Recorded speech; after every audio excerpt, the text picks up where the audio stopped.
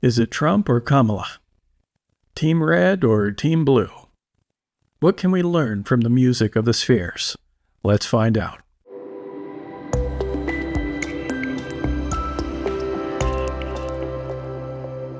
Here's my attempt at the dubious pursuit of predictive astrology. My name is Bryan Colter. I'm an evolutionary astrologer.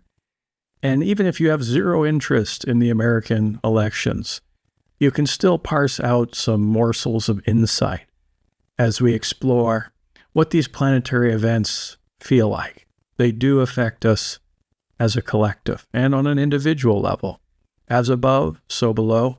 What occurs in the heavens does have an impact on Earth. And it's more the energetic texture of what these events feel like, as well as the synchronistic wave. Astrology is very much about synchronicity, where we will attract to ourselves experiences that we need to be learning during that time. I will make a prediction, but I don't think the best astrologer in the world, or tarot reader, or numerologist, or psychic, remote viewer, or whatever, can guess the future with 100% accuracy, because the future is not fixed, it's probabilistic. I love astrology, obviously. I've dedicated my life to it, but I also like to keep it in its place, which is always somewhere south of consciousness, based on the thoughts, emotions, and actions of individuals and the collective. We co-create the future. And us as astrologers and other pursuits, we can guess the most likely outcome, but sometimes we're wrong. I have a pretty good track record this year. I predicted that something quite chaotic, potentially even violent, would happen to Trump about a week before the first assassination attempt. And I also predicted Biden would step down about 2 days before he did. Although I've conveniently forgotten all the times I was wrong over the last years. You laugh or you cry. So let's go ahead and dive in, have some fun, and see what we see. Before we look at Trump and Kamala's chart, let's first look at this new moon in Scorpio. It happens on November 1st. The election is on November 3rd. On the 3rd, we're still in the new moon phase. So it's important to get the lay of the land or the topographical map of what's going on, because although we're going to focus primarily on the elections in this video, we also want to realize that the astrological energy is affecting the globe. We got two very destructive wars going on. So, again, the synchronistic wave, the energetic wave is affecting the collective. So this information will be useful for anyone on the planet. So what's most of note here is the Scorpio new moon. We also want to consider that Mercury is also in Scorpio and it's opposite Uranus. And the most important is the Pluto-Mars opposition. And this occurs over the next 6 months. In my last video, I did a 15-minute deep dive into all the implications associated with the Pluto-Mars opposition. I'm not going to repeat all that. If you're interested in that deep dive, I'll put a link above and you can check out that previous video. But I will give the Cliff Notes version. Now, what's interesting here, Pluto interacting with Mars, both of these planets, what they have in common is they both rule the sign of Scorpio. The new moon's in Scorpio, Mercury's in Scorpio. So it's a lot of intense Plutonian, Scorpionic energy, also intensified by Mars, the god of war, the planet of action, the planet of triggering, okay? So intensity is the uncontested key word here. And since Mars is going to be going retrograde and direct, this is a prolonged 6-month event where it's at peak in early November during the election. As you can see it here, a near exact opposition. It will hit another peak early to mid-January, right during the American inauguration. And then it will hit a final spike in late April. What does this feel like? Well, it does feel intense.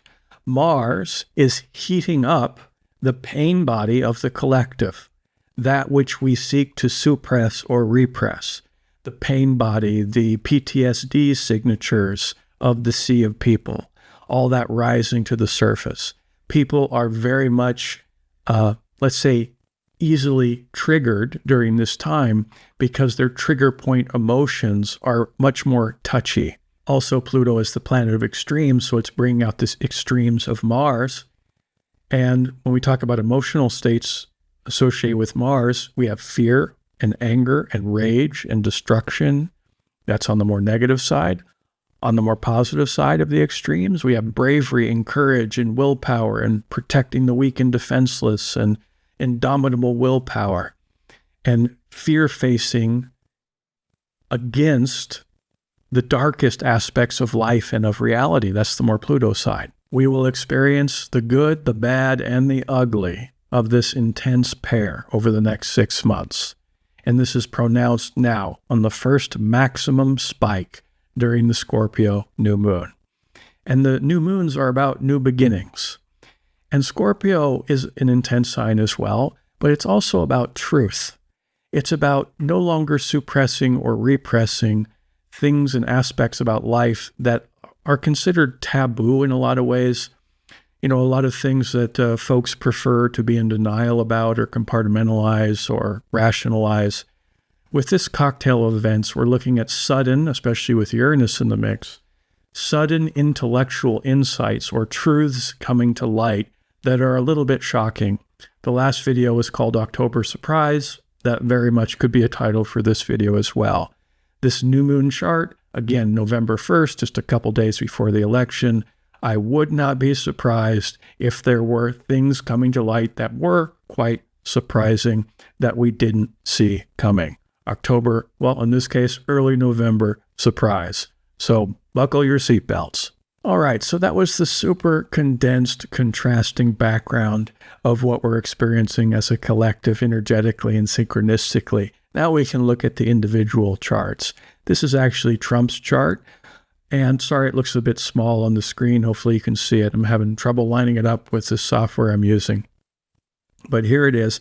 And before we dive into the transits he's experiencing now, I do want to take a step back and look big picture, because he went through a very rare set of events back around 2018 or 2019 when he was still in office the first time. And it's super rare. It involves the progressed sun and the progressed moon.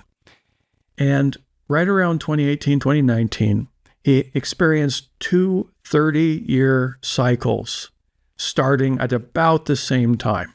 Now, it's pretty rare for one 30-year cycle to start, but to have two different 30-year cycles to start within about 6 months to a year of each other is very, very rare. So starting around early 2019, I wouldn't call that period of his life as a new chapter of his life or even a new book. I would call it very much a mini reincarnation.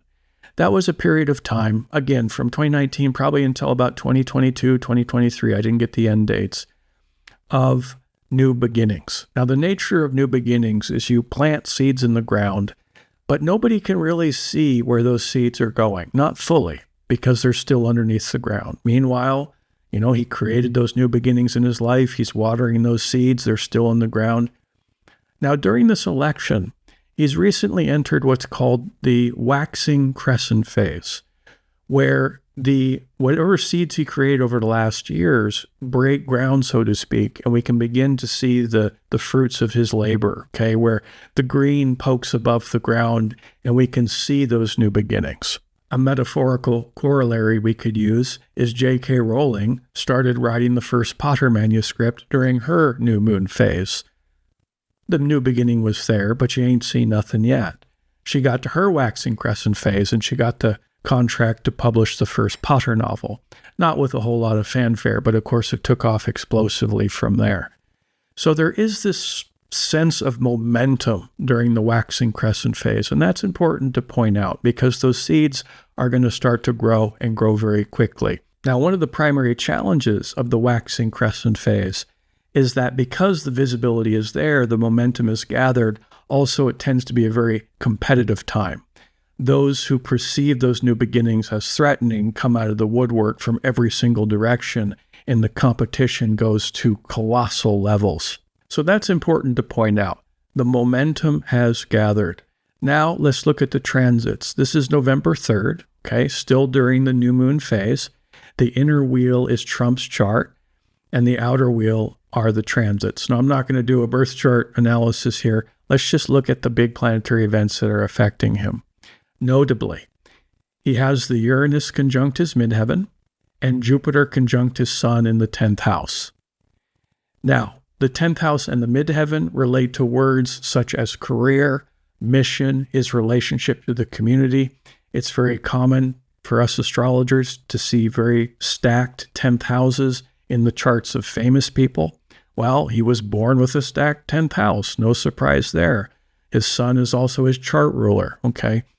So he's one of the most famous people on the planet. And here, these two heavy hitter planets activating this 10th house of mission, community, and fame. I'll also point out that the upcoming full moon that happens on the 15th, I think, is in Taurus, right next to this Uranus on the midheaven. So the full moon, halfway through November, will be on his midheaven as well.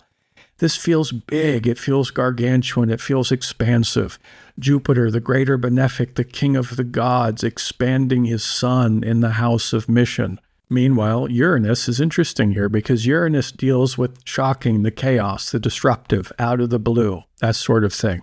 And in fact, when I predicted something chaotic and violent might happen to Trump back, I think in July, Mars was conjunct Uranus on his midheaven. That's why I made that prediction.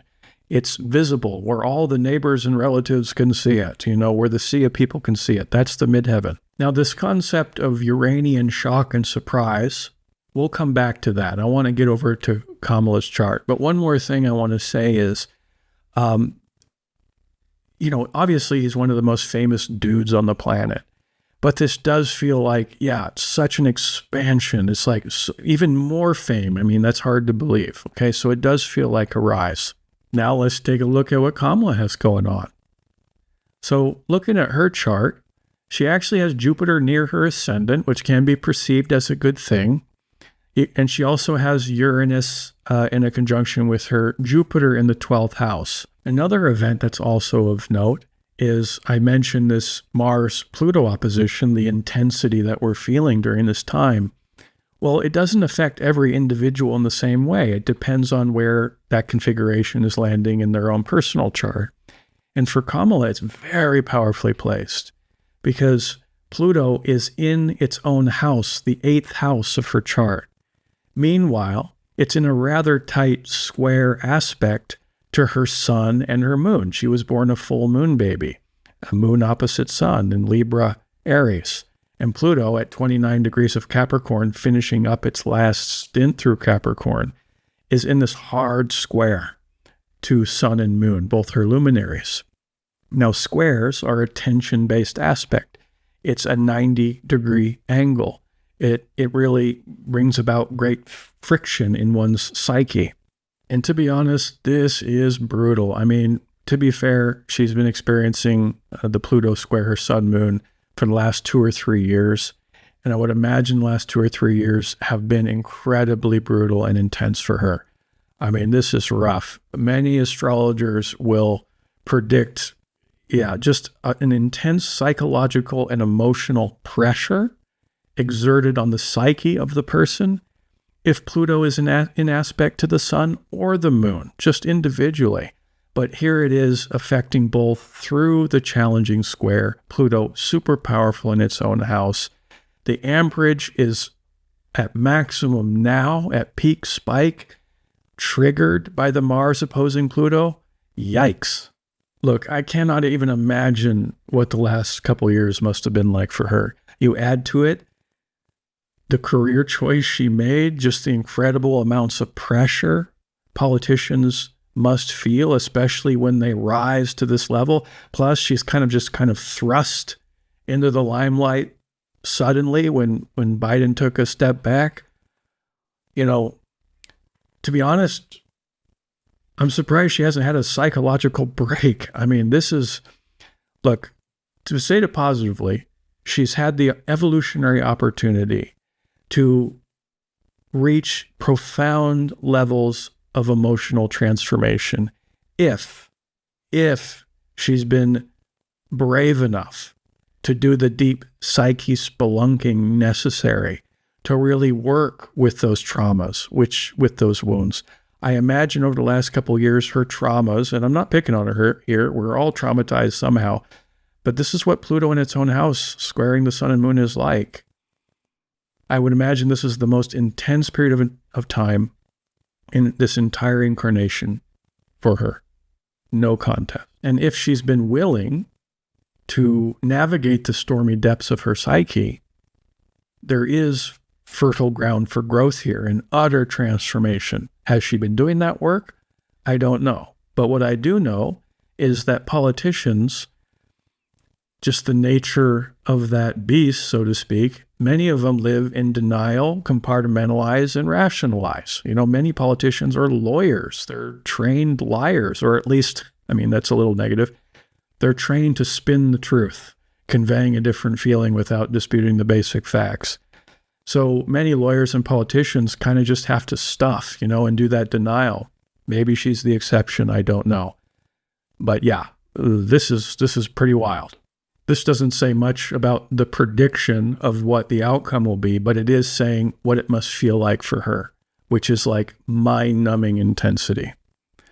Now, I want to pay attention here to Jupiter on her ascendant and Uranus conjunct Jupiter.